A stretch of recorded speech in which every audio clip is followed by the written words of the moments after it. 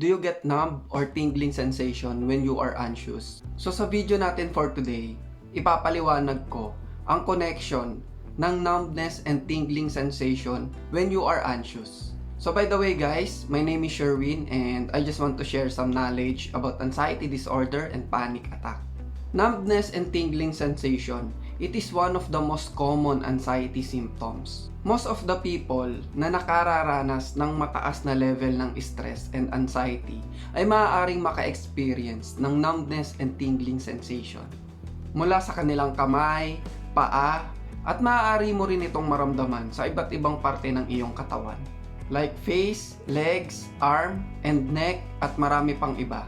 This numbness feeling ay madidescribe ko na parang wala ka ng kamay sa sobrang manhid nito.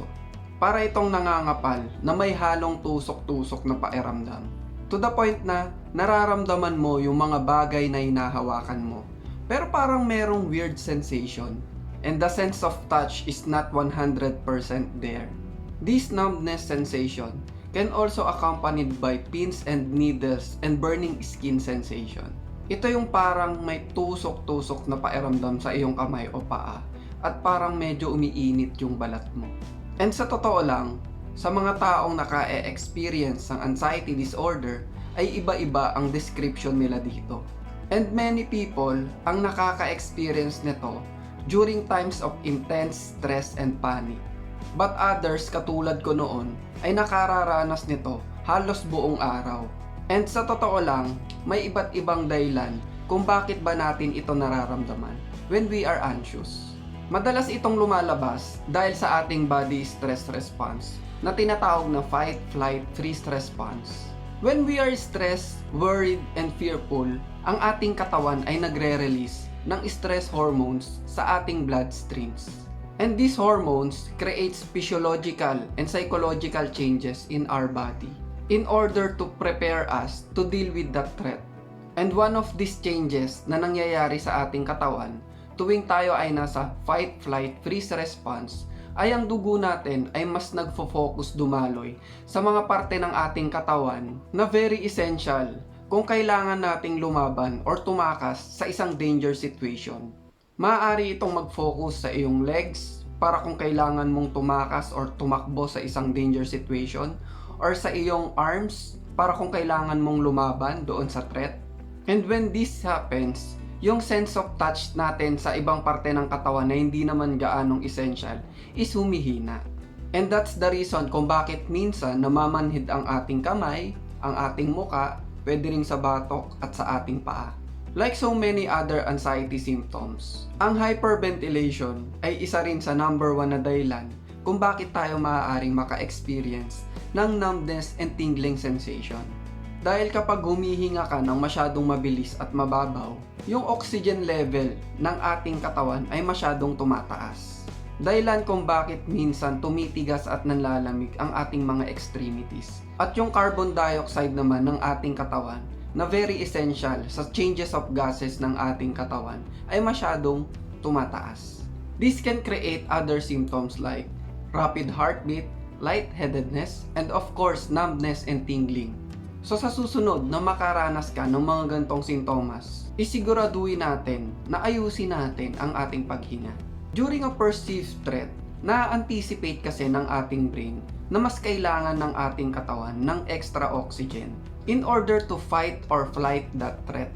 Kaya automatically, biglaan na lang bumibilis at bumababaw ang ating paghinga kahit hindi natin consciously binabantayan ito. Kaso ang problema, in modern day, hindi na kasi physical threat yung na-encounter natin tulad nung unang panahon. Iba na yung mga na-encounter natin na threat. Like upcoming examination, bills, upcoming presentation, basketball events, report na ipapasa mo sa iyong trabaho, project na ipapasa mo sa inyong schools, at marami pang iba na maaari nating ikatakot at ika-worry. And ang malaking problema is, hindi naman natin talaga ito kailangan physically labanan o kaya takasan. It is just a natural response ng ating katawan during the ancient times para tayo ay makasurvive sa mga dangerous situation. Ito ay namana pa natin sa ating mga ancestors during hunting periods at ito ay na-adapt natin. So we need to consciously control our breathing and work with our instinct. And ang isa pang pangit na bagay about anxiety numbness is ang ating mental reaction about dito. Most of the anxiety sufferers, tuwing nakararanas sila ng gantong numbness and tingling sensation, they immediately jump into a conclusion kung bakit nga ba nila ito nararanasan. Let's say, nakaranas ka ng pamamanhid ng iyong left arm. Oh, ano ba tong feeling na to? Baka heart attack na to. At kapag nag-numb naman ang inyong muka, ala, bakit ko nararamdaman to? Baka stroke na to. Namanhid ang iyong legs, ala, baka naman brain cancer na ito o kaya tumor at marami pang iba. Always remember na lahat ng ito ay dulot lang ng anxiety mo dahil masyado kang nagwo-worry at natatakot. For me, sobrang pangit talaga nito sa pakiramdam at masyado itong nakaapekto sa aking buhay. And ang pangit pa nito, noong na-experience ko ito, ay hindi ko lang ito nararamdaman tuwing ako ay nagpa-panic attack. Kundi nararamdaman ko ito halos buong araw. Nakakapagpahinga lang ako ng saglit, pero sigurado ako maya-maya babalik ulit yung ganitong pakiramdam. May mga time nga na minsan ino-observe ko yung specific parts of my body and suddenly bigla na lang ito magnanumb until it freaked me out. So alam ko marami sa inyo ang nakaka-relate sa topic natin for today.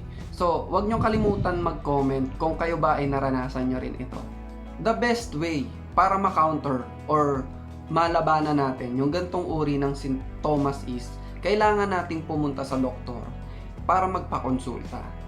And kapag sinabi ng iyong doktor na okay ka naman physically and wala namang problema sa laboratory mo at maaaring anxiety lang ito, well, maniwala kayo dito.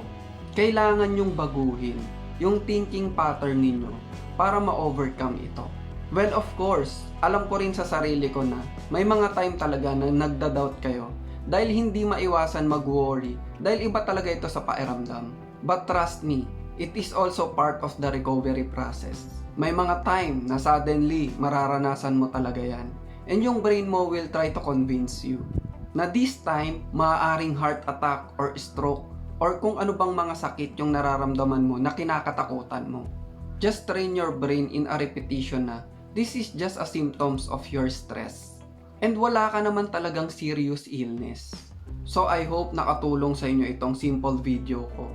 With this kind of knowledge, alam ko mas mapapadali yung pagharap ninyo sa mga gantong uri ng sintomas na iyong nararamdaman. So please don't forget to subscribe, like, and comment down below. And kung may mga katanungan kayo, huwag niyong kalimutan mag-comment. And pwede rin kayo mag-message sa ating FB page. So yun lang, maraming salamat. Bye!